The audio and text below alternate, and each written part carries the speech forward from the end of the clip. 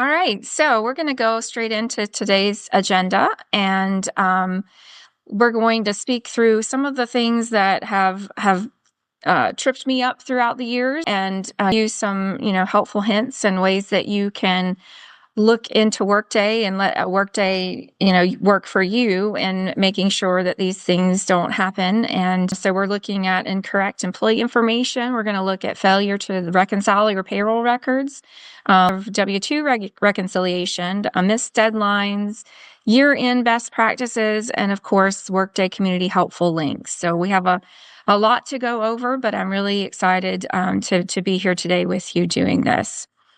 All right, so we're first going to get started on our incorrect employee information. Now, what does that mean? What do we mean by incorrect employee information?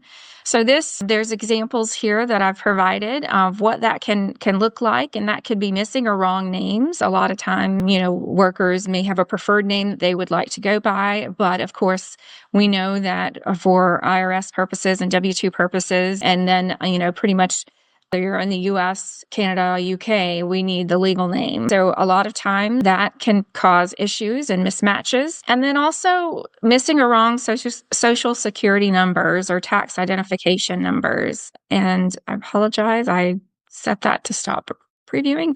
And so the other is missing or wrong addresses. We know, of course, the PO boxes are not allowed. And so we need to make sure that in this we have, of course, their tax identification number.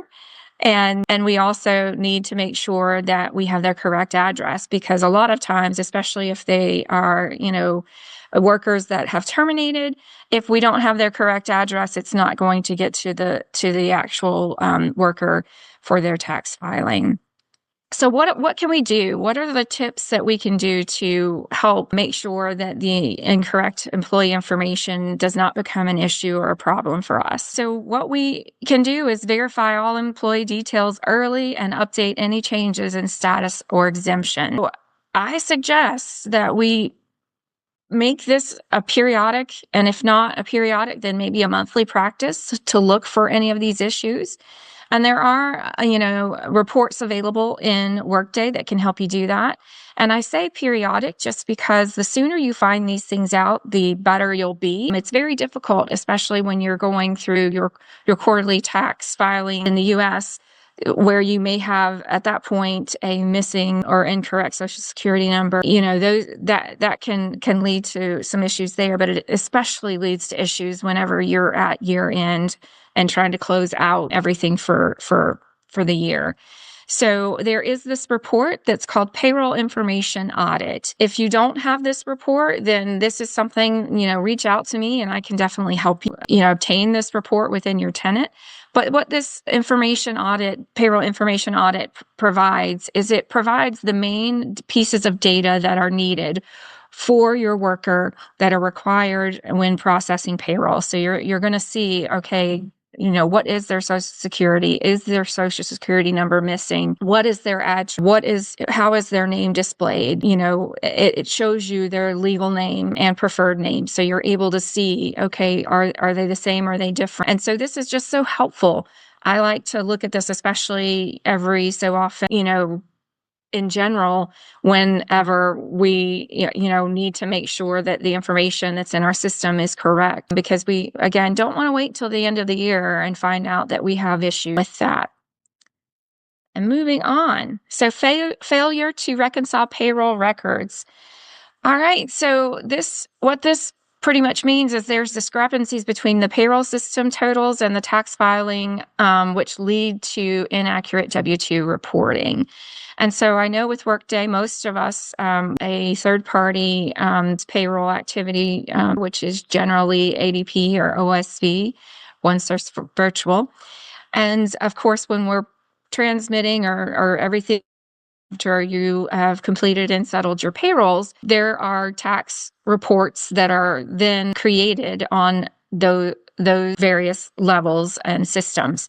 So what we want to make sure we're doing is that we are doing a reconciliation between what we did process within the payroll and then what is being settled for us through either ADP or OSV when they're doing our tax payments, tax filings. And so the tip I have for you here is you want to compare year-to-date wages, taxes, and deductions against the payroll and tax records before closing the year.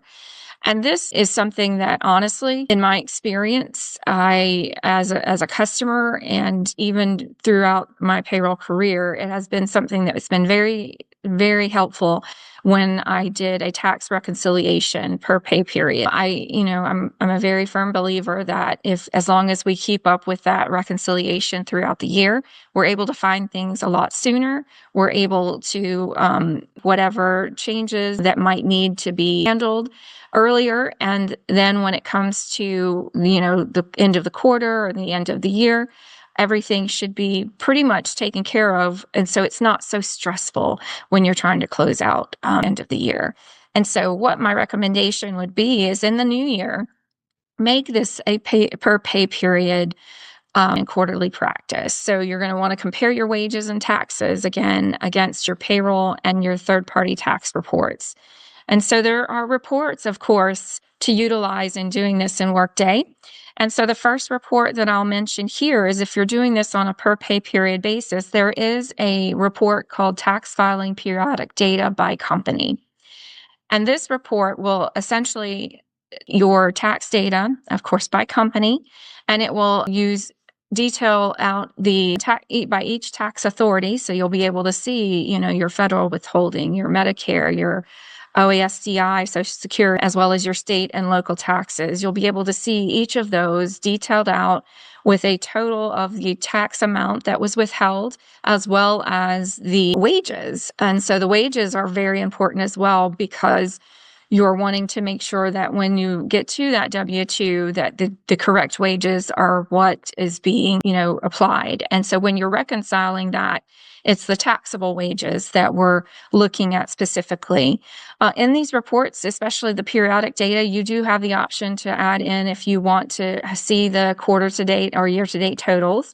And oftentimes that is very helpful as well because, you're able to see it at any given point within the period where we're at, in those areas of quarter to date or year to date.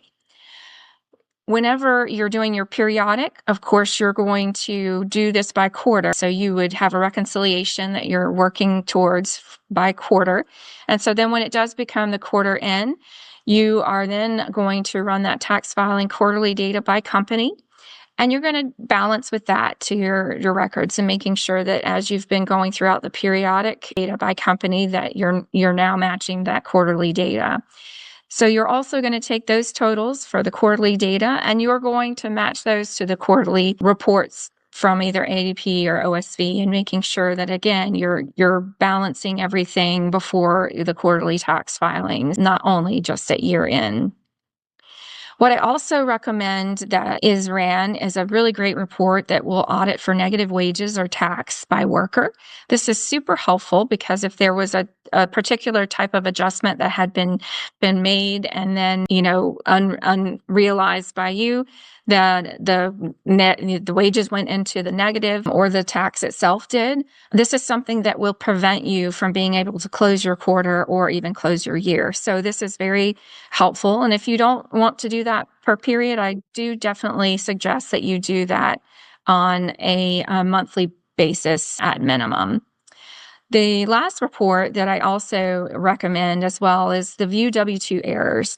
I think it's very helpful to go ahead and run this report throughout the year because it will show you where you may have some imbalances between your employer and employee FICA, so your Medicare and your OASDI.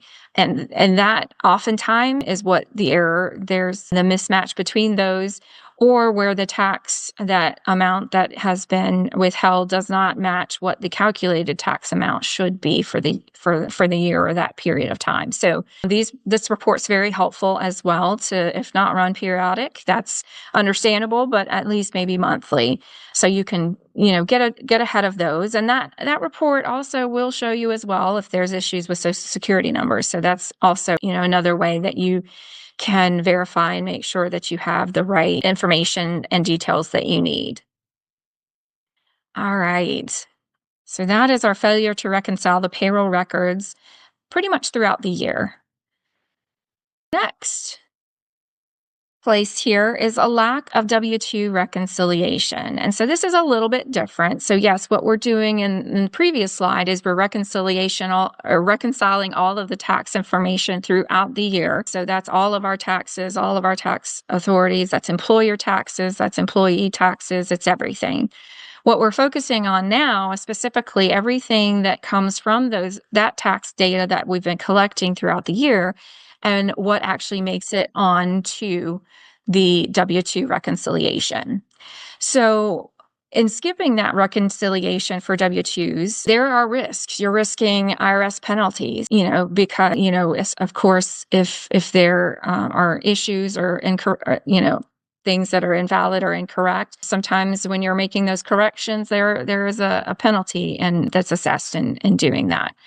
So what is our tip? Our tip is that we want to start early and keep detailed records for accuracy. So starting earlier is what I've been speaking a lot to. You've heard that a lot as I've said, hey, you might want to do these things periodically or monthly or quarterly. And that is to help with this process. Again, it's very difficult when you come to the end of the year and you find all of these W-2 errors. A lot of us don't remember what might have happened, in a payroll that was in January or February. We tend to be good. Our memories aren't always that good to specify. And so sometimes it can take a lot of time to find where the mismatch happened, where that error, initiated, as well as what was the cause of the error and what needs to be done to fix it. So it's definitely where you don't want to open that can of worms when you have like a 4 to 5 day leadway before your due date to get your W-2s, out to your worker, especially if you're, for those third parties, they often make their due date is within the first week and a half of January. So it is a very tight timeline oftentimes. So what do we want to do in this and keeping our detailed records for accuracy? We want to utilize the payroll year-end dashboard in Workday. If this is a dashboard that you don't have set up, that's something we also can assist you with. And so we'd love for you to let us know if you need help with that, or even, a reconciliation process for your business. And in general, we can help you with that at Armanino. So there are reports that would be listed on that year-end dashboard. And here's the main reports that I'm speaking of.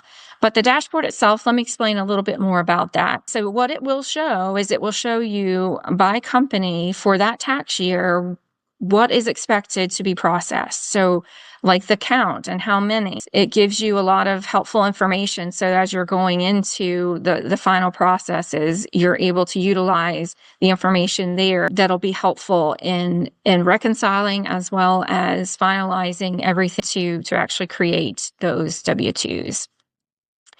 And so those reports that I mentioned, again, you're seeing it, the view W-2 errors. This report, I cannot emphasize enough, is your best friend. This report is what will definitely save you from headaches and getting those error messages when you do try to create your W-2s in Workday. There's also what's called the company W-2 audit. This is an amazing report as well. So what it does is it takes your company totals by box and allows you to see what those are, and you're able to take those and confirm those totals. Again, the tax filing quarterly data by company. So we talked about that before as well.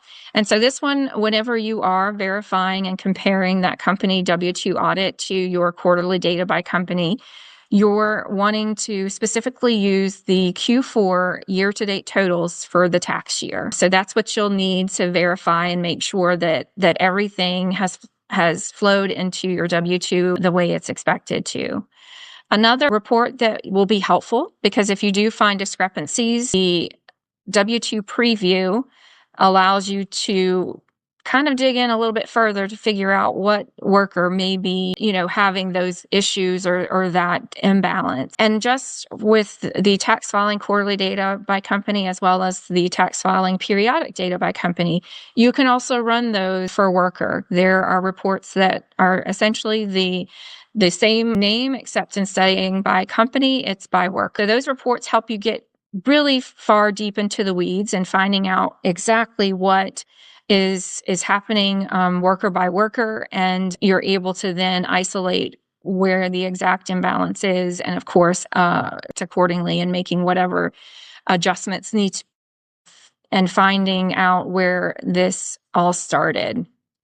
So these are extremely helpful reports. Again, when I say start early and keep detailed reports, or records, you're actually able to run the W-2 preview pretty much at any time throughout the year as well. So you don't have to wait. You also could do that company W-2 audit periodically throughout the year. But you'll also receive some audit reports from your third party. So you would want to take those audit reports as well, especially your box report for the company W-2 audit. So you can audit that box 12, especially in all of the various reasons for box 12. So very helpful information that Workday gives us with these reports, as well as the reports you're going to receive through ADP or OSV.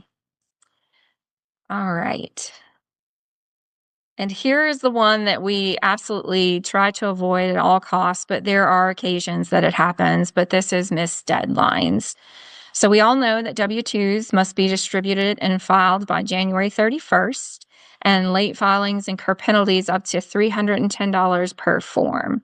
And so this is definitely not something we want to have to explain to our CFO why we have a big penalty that we have to pay because we've missed a deadline. And so again, there's the tips and tricks that we have here. So the tip that I am bringing to you is to create a checklist with a timeline detailing the tasks and the audits that need to be completed. And you want to also, in this checklist, you want to add the dates when each task or audit should be done.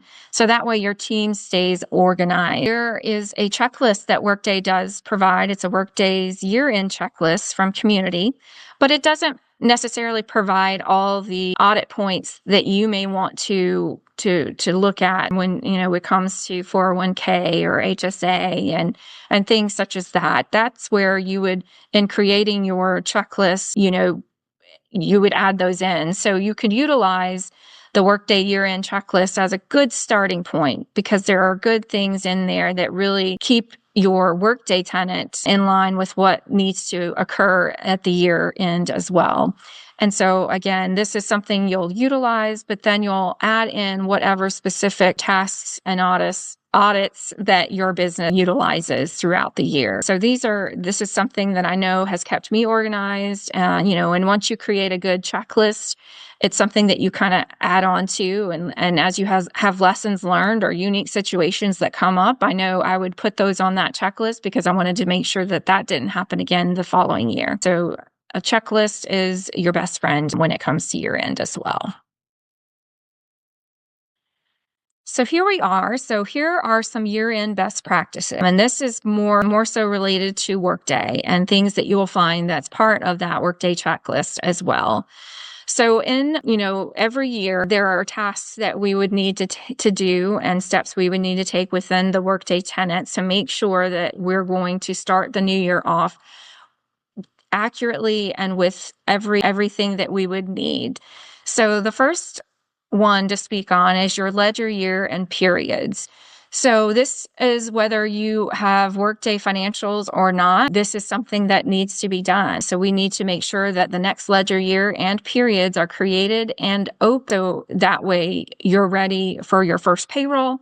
And when you run your first payroll, you're able to not receive any errors when your payroll accounting is generated and your general ledger journal lines are created. Because if the period itself is not created or open that you're in, then you will receive errors, and then you'll continue receiving errors that you would need to fix in order to continue, running payrolls and making sure that your GL is correct.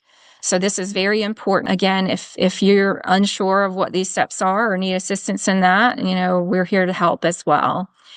The next task is more specific to the USA, of course, and this is your FLSA calendar. So you're going to want to review that FLSA calendar and build out the periods if needed. I know while I was implementing, Workday Payroll for customers, I have definitely been one that created like 5 years of FLSA calendars.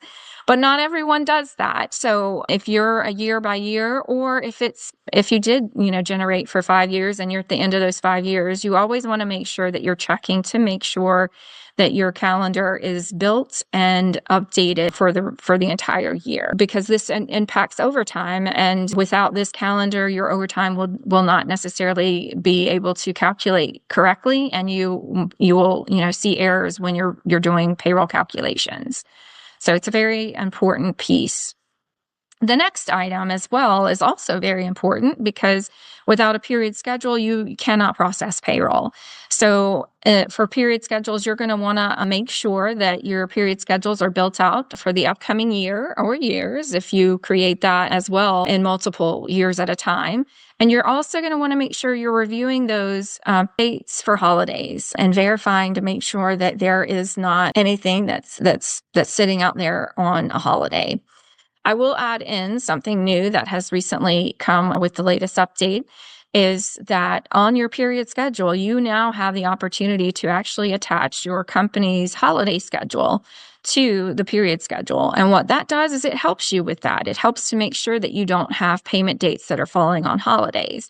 And you're able to actually utilize in saying, okay, if the holiday falls on, this date, do you want the payment date to be 1 day prior or 1 day after? You can actually set that up according to your rules. I know most companies do the 1 day prior, because we'd rather go ahead and have that process early than to be late. So that's something also, if you don't have that set up, just take a look. And if you need help with that, let us know.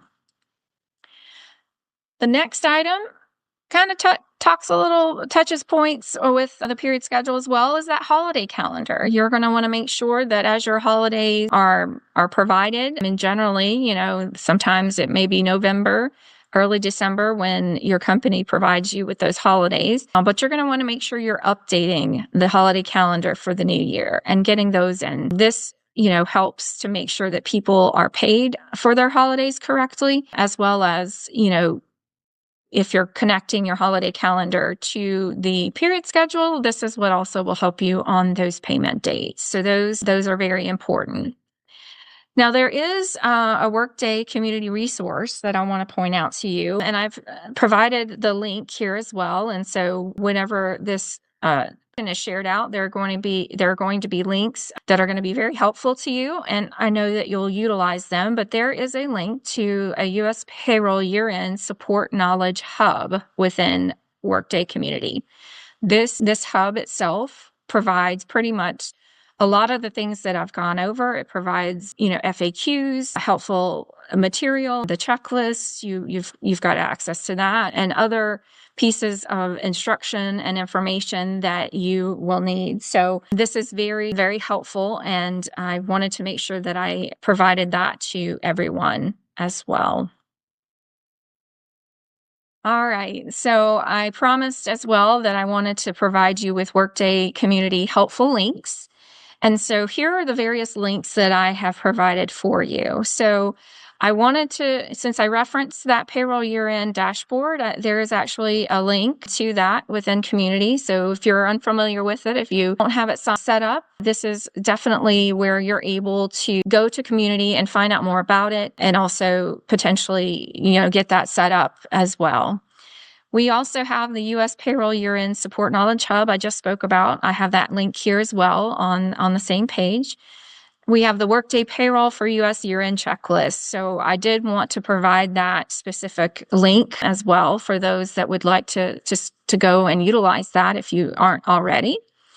And then, of course, for anyone that is processing payroll for Canada or the UK, I provided some links here that are going to be helpful. So we definitely aren't forgetting about you guys as well. So there is a support knowledge hub for Canada. There's a checklist as well. And there's also a link to specific tax reporting for Canada. For UK, they don't have a support knowledge hub yet, but there is a UK payroll year-end process link, as well as the checklist for the UK. Hopefully these will be very beneficial to you. And I hope that as we've gone through and talked through the various things that we can do early on and throughout the year, checking that employee information, reconciling our records with our third party for taxes and wages, doing those audits throughout the year are so beneficial. And I speak from experience and lessons learned on that one. But again, on anything that we've spoken about that you felt like you would like more information about or you need assistance with, whether it be, like I said, creating a reconciliation process for your team to begin utilizing throughout. And we're happy to help you with that. If it's setting up your payroll year-end dashboard or just in general needing support for year-end, please reach out to us at Armanino, and we are absolutely here to help support you in any way we can. So that about wraps up the content for today, and we definitely wanted to leave some opportunity for questions. So I am going to check in with Kate and see if there are any questions that are out in the chat. Thank you, Paula. Appreciate your insight and knowledge. It doesn't look like we have any questions that have come through, so we can go ahead and wrap up. And then, as Paula mentioned, if you have any follow-up questions or are looking for support, please reach out to our team. We will send the recording out as well, so you can share it internally with colleagues and friends. Thank you again, Paula, and thank you to all for joining us. Thank you.